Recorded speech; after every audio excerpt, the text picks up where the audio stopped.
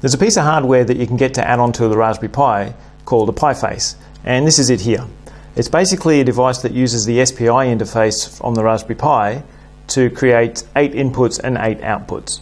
And I'll go through what's involved in setting that up and running a simple program with it. Now you can get it for the old Raspberry Pi here and also the newer design boards, so you can see inputs and outputs as opposed to inputs and outputs, but the setup's the same for both models. The first thing you've got to do is go to Raspberry Config, go to the interfacing options and SPI, and make sure it's enabled.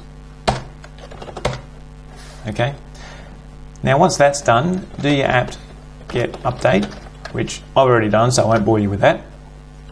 And then apt-get install Python squiggly comma 3 squiggly dash pifacecommon, and let this install.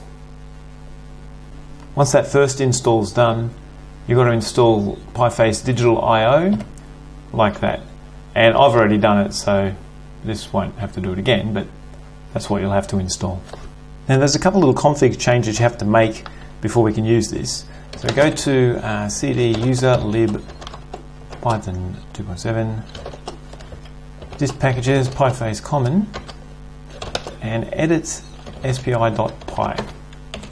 Now towards the bottom of this you'll see this section here about transfer.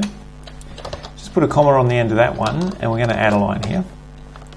Add speed hertz equals ctypes.c underscore u int 32 50,000. Okay, and we do the same for Python 3. So we go to the Python 3 directory there, and spi.py, same thing. Towards the end, just add that line.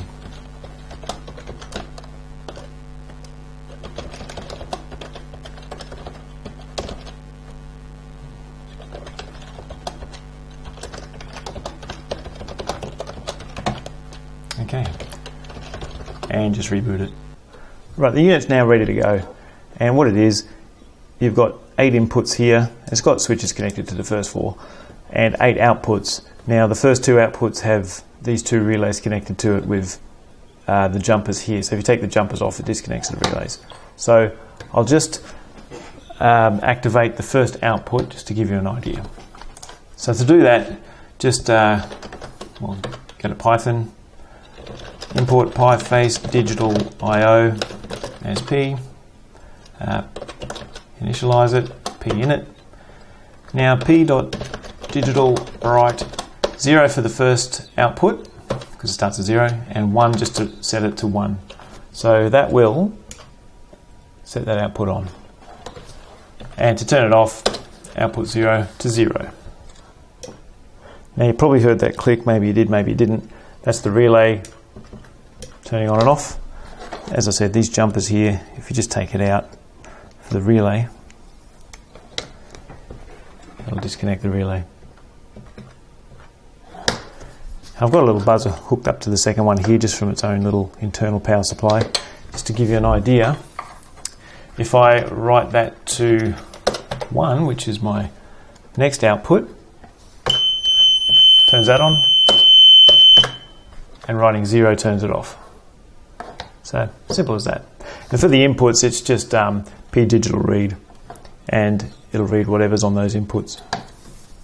In the near future, I'll show you how I set up a home alarm system using a Raspberry Pi and one of these PiFace boards. At the moment, it's a bit of a disgrace because I've just finished testing it and setting it all up. But once I've got it neat and tidy and finalized, I'll share that with you.